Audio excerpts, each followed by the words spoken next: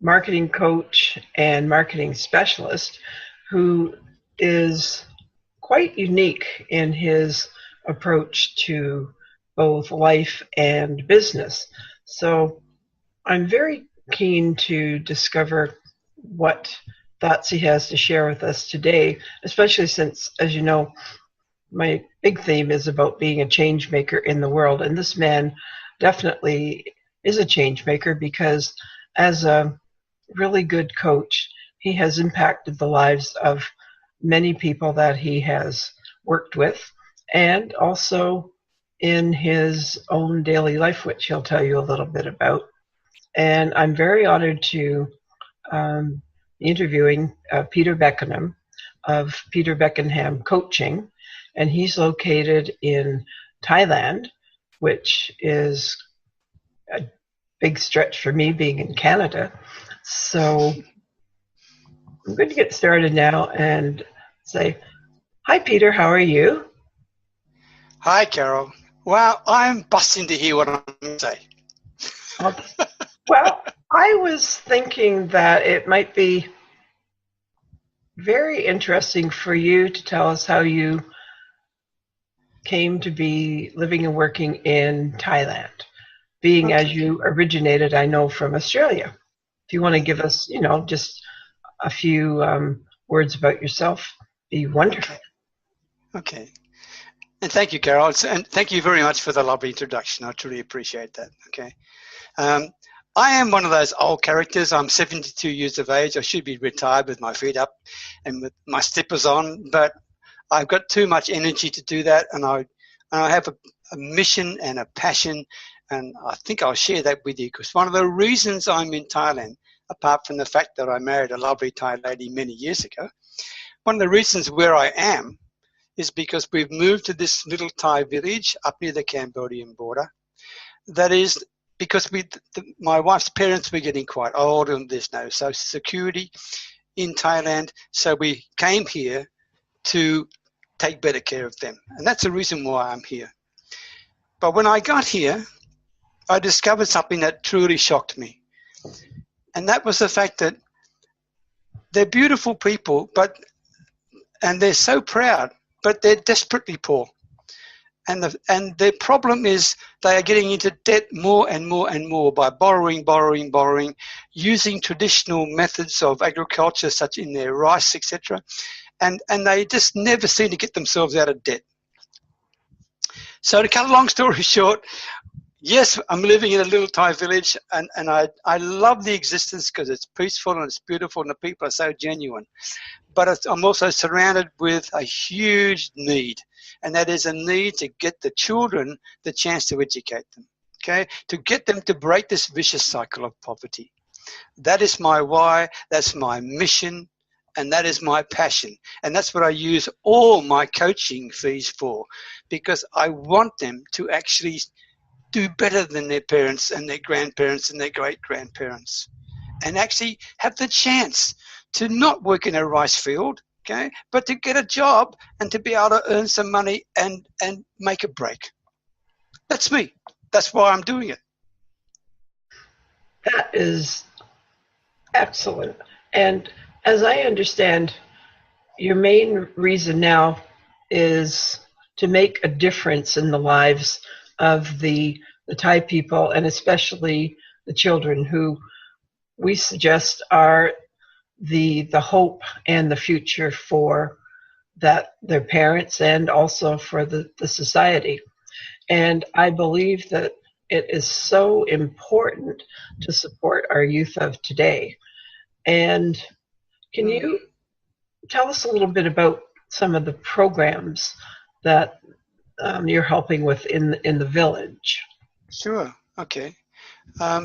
Our village is about 420 people. We're about, I'm talking kilometres, even though you probably talk miles in Canada, about 50 kilometres from the Cambodian border, and about the same distance from the Laos border, in a very remote northeastern part of Thailand.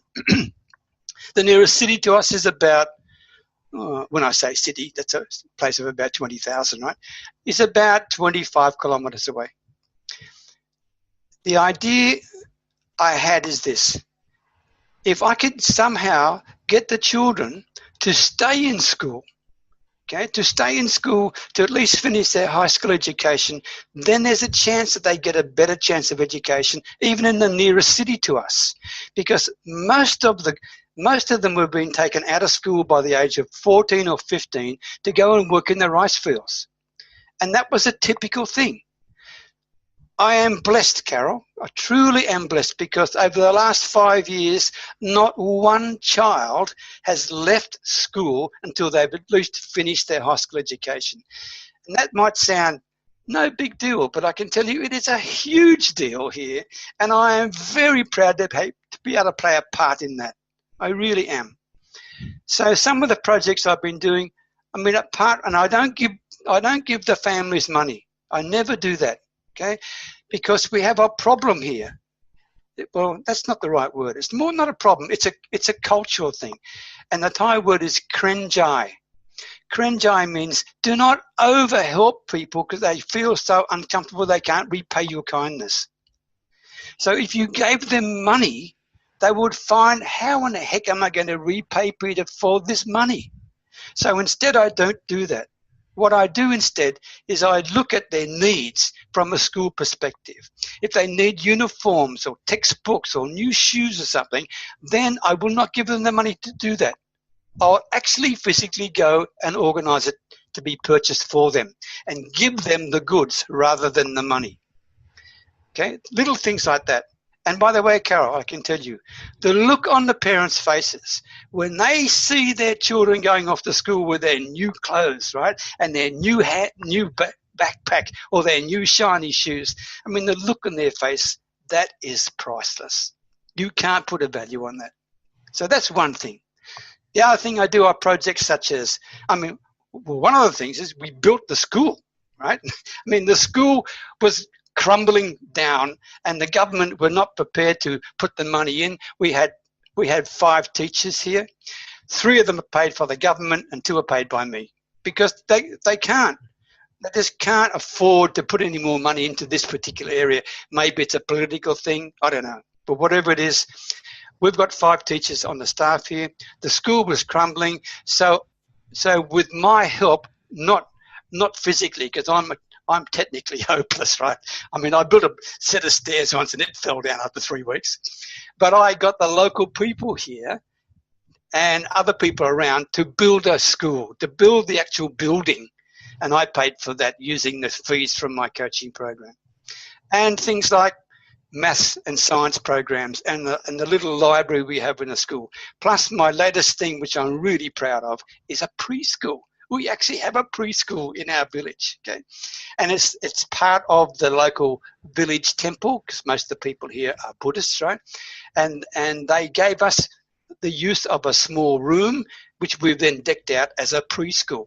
So that's some of the things I'm doing. As you can see, I'm pretty interested because I love it, right? But it's my passion, and it's the reason why I do what I do. Okay. Otherwise, I would be bored out of my brain here in a small village if I didn't have the internet to connect people like you, Carol, right, around the world to help them build their business, right? Because that's what my other passion is.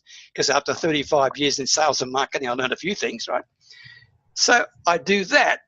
And in doing that, it satisfies another huge why and need for me, and that's helping the children. So it's pretty logical and it makes sense to me. There you go. Well, thank you. That sounds like you have been able to very successfully join your true passion in life and interests, and also to make a living at it, coaching people with the knowledge and skills that you gained over many years in your sales and marketing. So could you tell us a little bit, how did you get involved in sales and marketing? And what was it about that attracted you?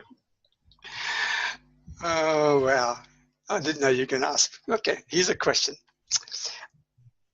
I got involved in sales and marketing after I'd spent 16 wonderful years as a school teacher. I loved it. I truly loved it.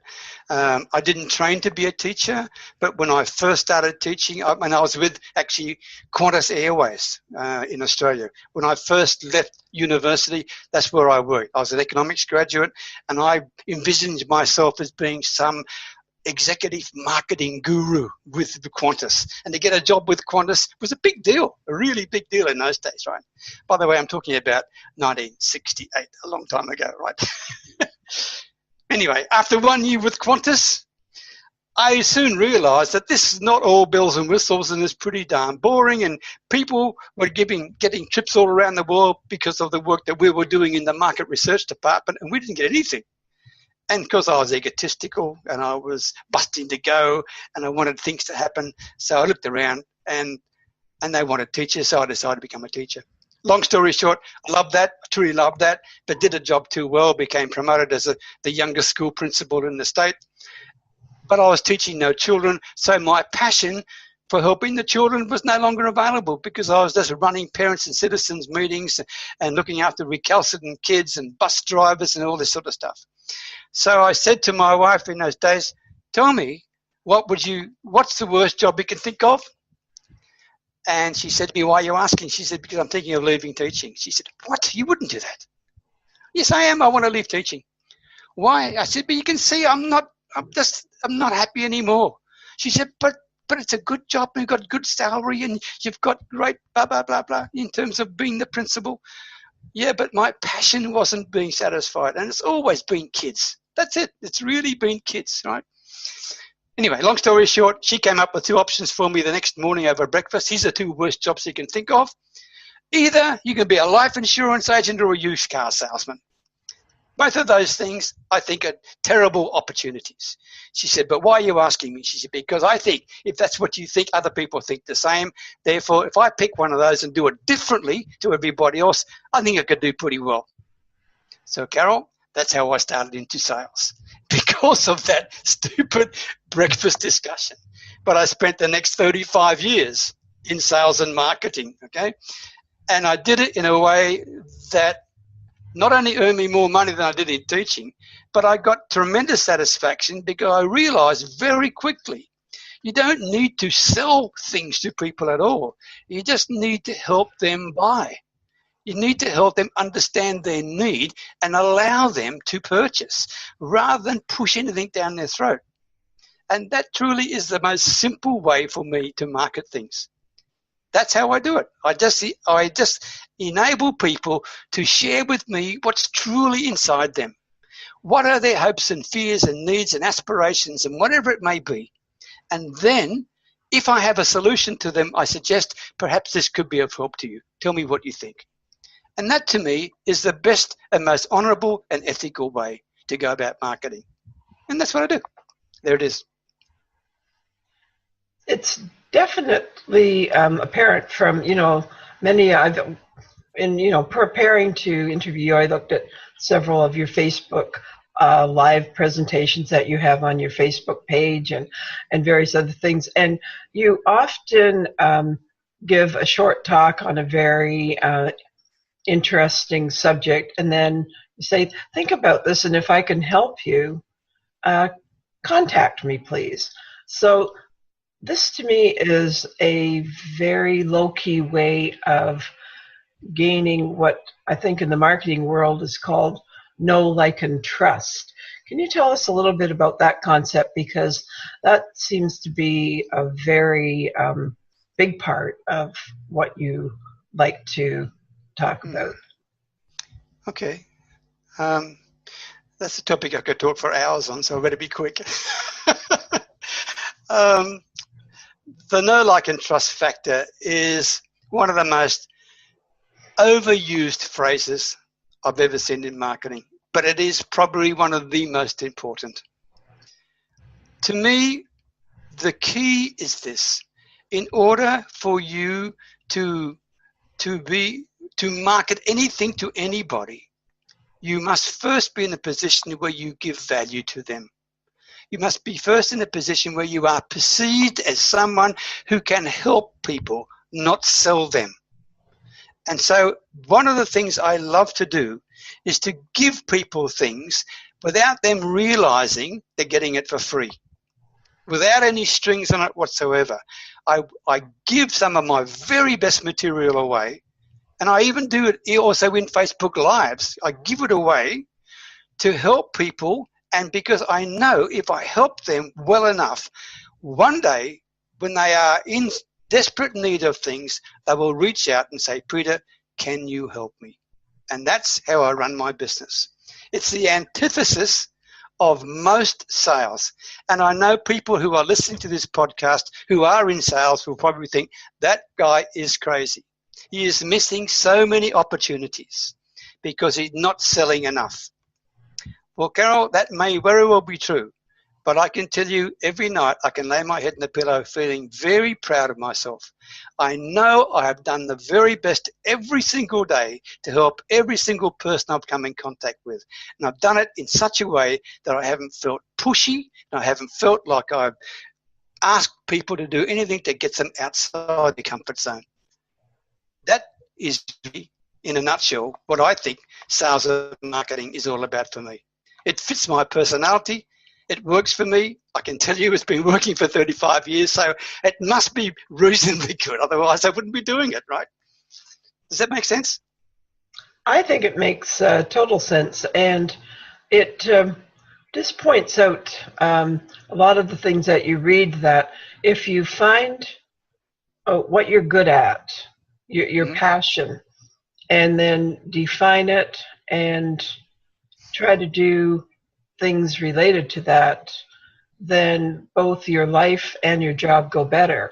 And from what you're describing, you're really living your dream. You may be in, say, a small Thai village, but you're connected to the world through the internet. You're still doing your passion as for your living, and you're still able to help those dear to you in the village to fulfill that other need to help people, your love of children.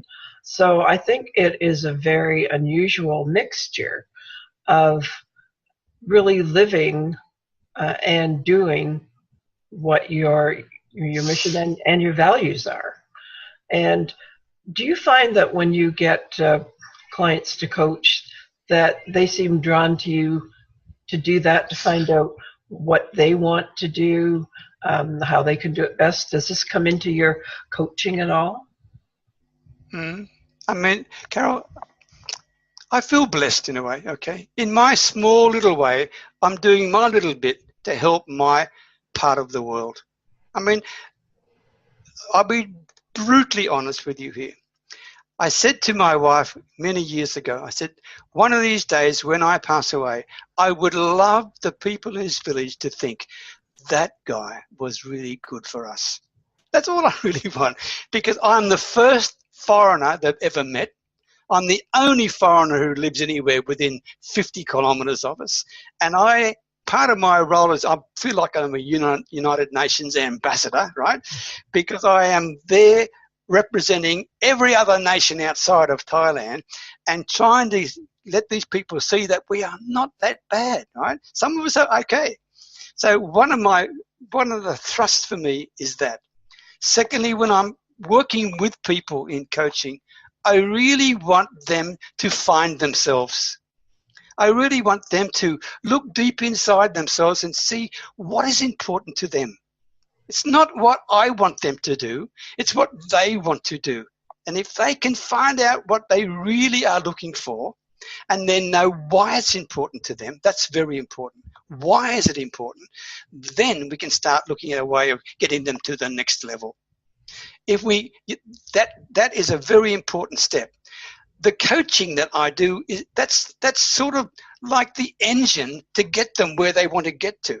But all I do is guide. And sometimes I push a little bit, or sometimes I encourage in the nicest possible way. But really, it's the client who decides what they want to do. Okay, and I just guide and try to help make sure they avoid any pitfalls by making sure they don't go down some rabbit hole that I've been before and get them to avoid.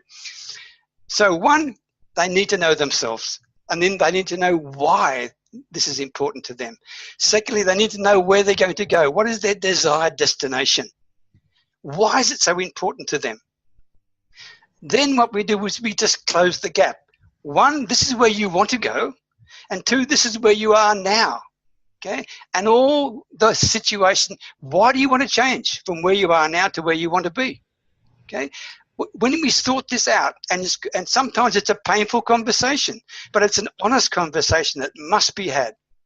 Once that's done, then the client and myself know exactly why that person wants to go from A to B, when they want to get there, and what it's going to look like. And sometimes it's going to take a lot of effort to do that, and we both know that. But by working together and being totally open with each other, that's where progress is really made. Okay, that's coaching to me. And yes, I've been through coaching qualifications and all that sort of palaver, right? And I shouldn't have said that, but I mean, I am qualified as a coach. But more important, it's the people element that is important, not the skills of coaching. It's the people element. To learn to listen, to learn to empathize, to learn to truly appreciate where that person is coming from and why they want to change. Well, once you know that, then your chances of helping that person are astronomically better.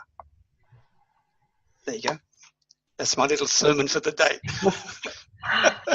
No, I do think you've put it very well and very succinctly, because there's a lot of people who are probably listening today who are thinking, I'm not maybe happy with my life the way it is right now, but I'm not sure really what direction to go. Should I quit my job? Should I do something new? There's no spark when I get up in the morning. So to those people, I say, if you've just listened to what Peter has said to us, you might be ready to, get someone on your team, because coaches are there to help and guide, as Peter said, but they're not there to, remake the world. We each know within ourselves who we really are, but sometimes we're afraid to face that. Or maybe we think we can't make a change in our life because, we might have to give up a job, maybe go a different direction, get educated more, maybe take a cut in salary, whatever. But if you find what's important to you, like Peter said, life just opens up. I know for myself, I worked for, more than 22 years in a very, very large organization. And it's funny that Peter mentioned that he represents the United Nations, because I worked in the United Nations for many years in New York and in Geneva, in the information management sector and being a middle manager. And I learned an awful lot of good things. But what I found out towards the end of my career was I was a fantastic people person, and working there wasn't fulfilling me anymore. So I had a chance to take an early package to leave, and it also came at a good time because my parents weren't doing too well. So I left Geneva and went back to Canada, where I've been since developing my coaching. And I'm not in a small place like Peter, but in Canada, the city where I am, it's not that large. And the approach to life and, just the whole coming back, it was such a culture shock that I had to find a coach for myself when I came back, because I was literally off my, sort of like tilted off my axis. And I thought, boy, this is really something. I'm in my own country and I felt like a stranger. And I find it interesting that Peter, has managed to be in Thailand for so many years, and he's part of the culture. I mean, now being back, I am. But I'm just so grateful that I had that opportunity to work outside of the country, out of my culture, in a large organization. But being the United Nations, I saw all the things that Peter was describing about poverty and about people, just not fulfilling their dreams. And I thought to myself, well, this is where I want to be, at the forefront of helping people who want to transition. It doesn't necessarily mean, to another career or job or whatever, but just to make a change in their life and to make it fun and happy and as easy as possible. And it sounds like that's the way you work, Peter, in many ways. You make it seem like it's not a big task.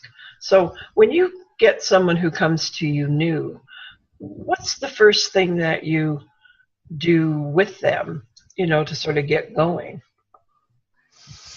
Well, it depends, Carol.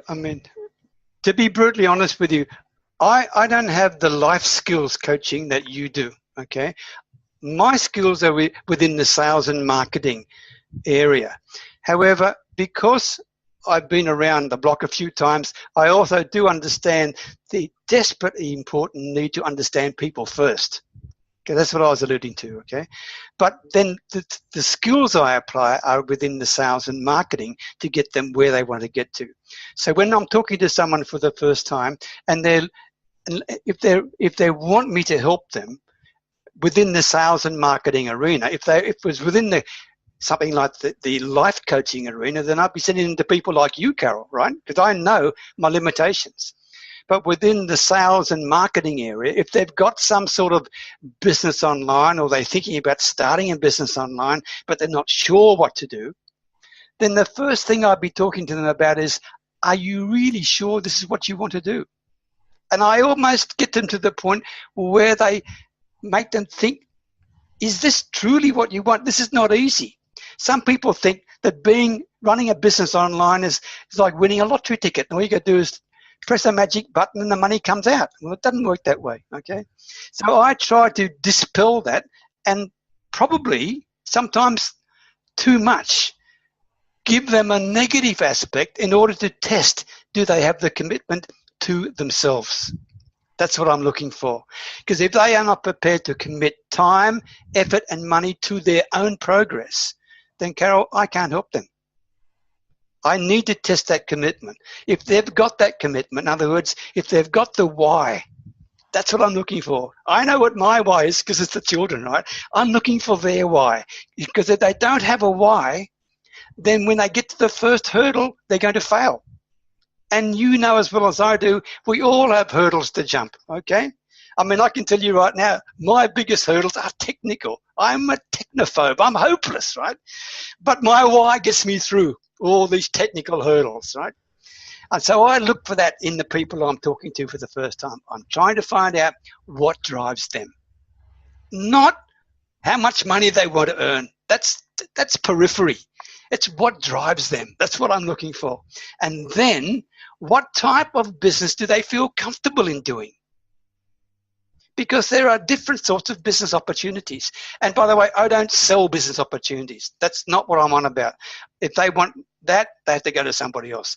I just provide the skills to get them from where they are now to where they want to be. The business opportunity is the engine that gets them there. And my coaching is the guidance that takes them through the ups and downs of the process. Does that make sense?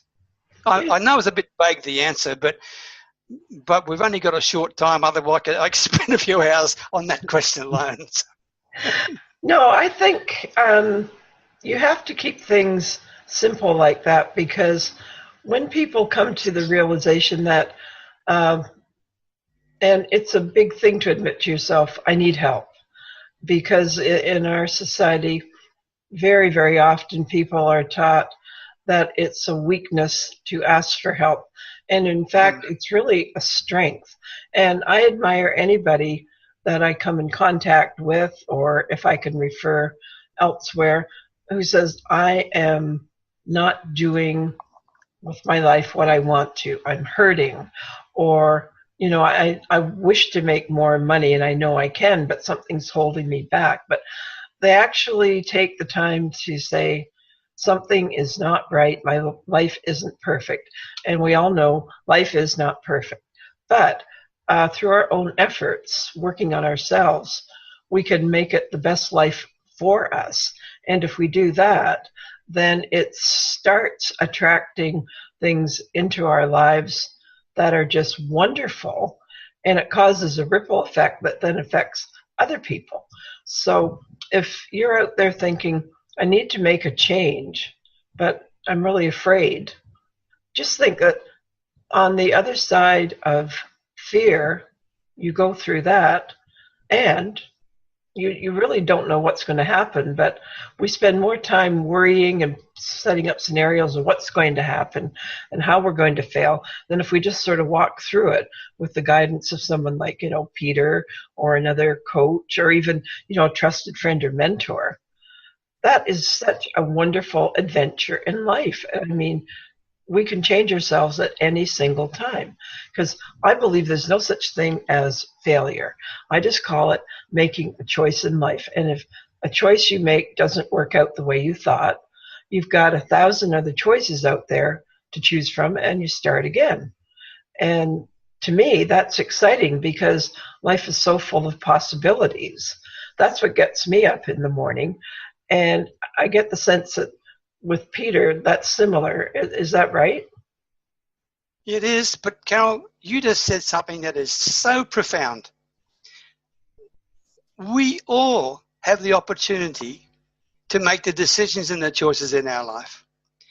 And the fact that some people are not prepared to ask for help is really very sad, because the only ones that are losing are them. That's the only ones that are losing. So if there's anyone listening to this podcast and you feel in any way that this is below you or something that you think you will lose dignity or anything about by seeking help, please dismiss that. Please don't let that's holding you back. It's truly holding you back. I would strongly suggest you be honest with yourself.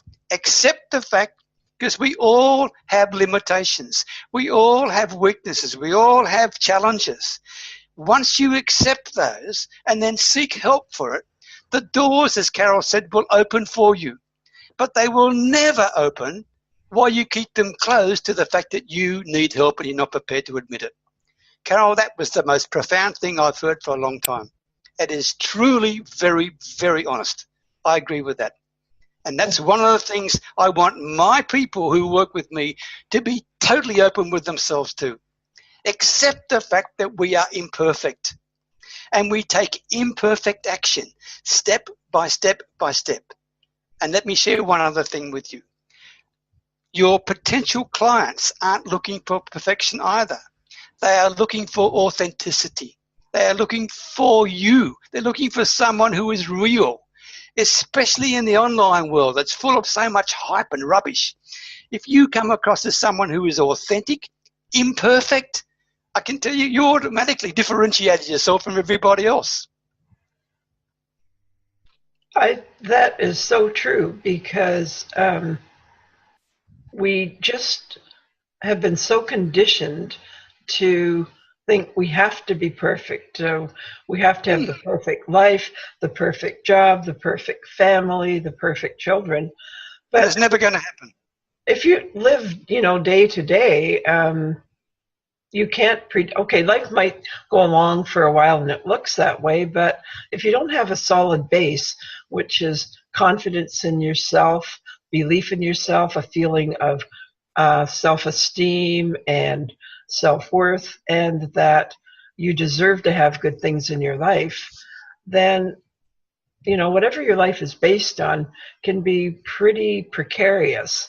And it's better to have a solid base in yourself, work on that, and then you're ready to go out there and help other people or get that great job that is going to set the world on fire, or share your talents.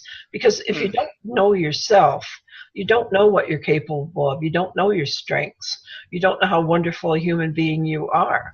Because I believe that we were put on this earth for a reason, and that's to live the best life we can for ourselves, and also to be there for others in service, or if you like, just to contribute, because we don't exist, alone. We're together on this earth.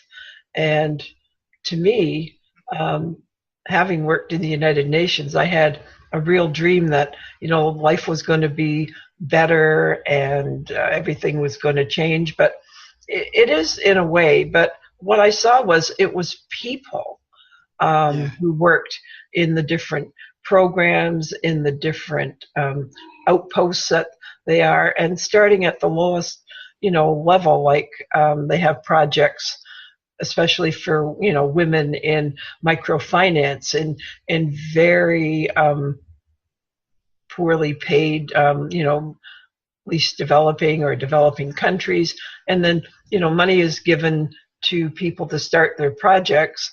They succeed at that, and it's very much like what you're saying in your Thai village there. You empower the children, you empower the people bit by bit, and all of a sudden things turn around and they're in a different way of being. So with you being in your Thai village doing as you are, and other people, they say, gee, I could never be like that. That's really a truly wonderful story. But each person is a truly wonderful story with so much Absolutely. to give. Absolutely. I mean, goodness me, I've got hundreds of weaknesses. Do you want to hear them all? The key to me is not just accept the fact that you maybe need help, but accept the fact that you can give help. This is really important because within each of us there is experiences that are unique to us and nobody else. And those experiences you can package those things that can be extremely helpful to other people. That is something that many people miss. I mean, even within my small area, which is in the sales and marketing coaching area, okay, many people think, oh, Peter, I can't do what you do because I haven't got 35 years of experience, blah, blah, blah. You don't need 35 years of experience to be successful in sales and marketing. You need to be honest. You need to be ethical. You need to be committed to yourself. You need to take action. And more important than that, you need to go through the simple steps of knowing what is essential to survive in the first year of your business. If you can get through your first year of the business without becoming a millionaire, none of this overnight riches rubbish, right? If you can get through the first year of your business, you are in the top 5% of entrepreneurs in the world, because 95% fail after 120 days. Now that is pretty darn sad, Carol, right? 120 days and most people have failed, online or offline, okay, for that matter, right? And they fail because of a lack of commitment, consistency, persistency, and self-belief, okay? So our job as coaches, your job in your life coaching arena and my job in the sales and marketing arena is to give people the confidence and help them with the skills and the guidance to get through that 120 days, to get into that 5%. Because when they're in there, all of a sudden everything compounds. Confidence grows, their self-belief grows, the way they go about helping other people grows. They can't believe themselves what they were like 3 months beforehand. It's not whether they got $1 million in the bank, it's the change in them. That's the bit I'm talking about. Once they've got that change in them, then they're starting to build the skill sets that can take them wherever they want to get to. That is, in a nutshell, I think, what coaching and making room for change is all about. And I'm dedicated to it. You're dedicated to it. And I just hope that the people listening have the same excitement about life that you and I both have, because we've taken those steps, but it's not impossible to do. It's not a scary adventure. It just takes that first step that Peter said, a commitment to yourself. And it's so very important, because if you're not whole in yourself, then you really have no basis to build a life and then give back. You'll just always be drained. There'll be nothing left. So when an opportunity comes that you have to give something, you won't have anything there left to give, really. And that can be such a a sad and upsetting situation. So that's true. And also, along with people understand, you take one little step at a time. You just take little transitions. Set yourself an objective, a goal, whatever you want to call it, and achieve the goal. Then do another one. Then do another one. Start compounding that confidence, self-belief building factor. Go through these transitions, and then all of a sudden, the transformation occurs. Don't go for the transformation first. Go for the transitions first. That's the key bit. Get those little steps in place to build the confidence, to build the self-belief, to see what you are truly capable of doing.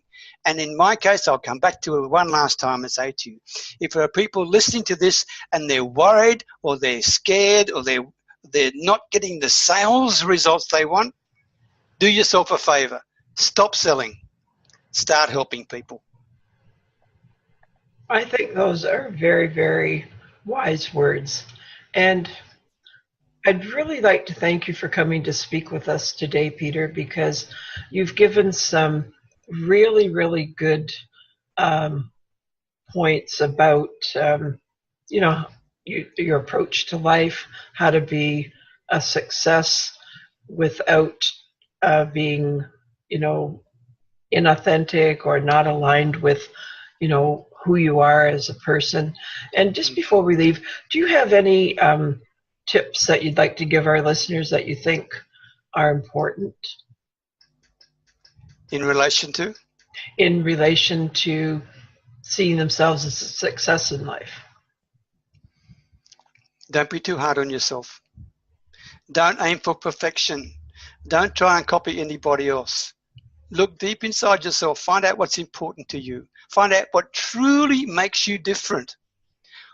We are all unique. Look for the things that are unique in yourself. Be proud of what you have. If you can't be proud of what you are, then you can't possibly get other people to relate with you. It's very important that you are proud of you, of what you've achieved. If there are things in your life you haven't achieved yet, fine. We are all in that case. But be proud of what you have achieved. So take a quiet place, sit down under a tree somewhere, get a notepad out, and write down all the things that you are grateful for. That is where I would start. If you cannot find gratitude, Carol, I can tell you, you're going to have a tough time doing anything in this world. Start with gratitude. Then look at the reasons why you are lucky to have what you've got.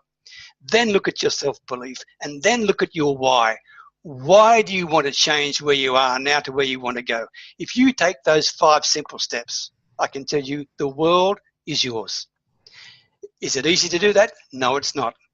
It's soul searching. It can really get deep in your heart, okay?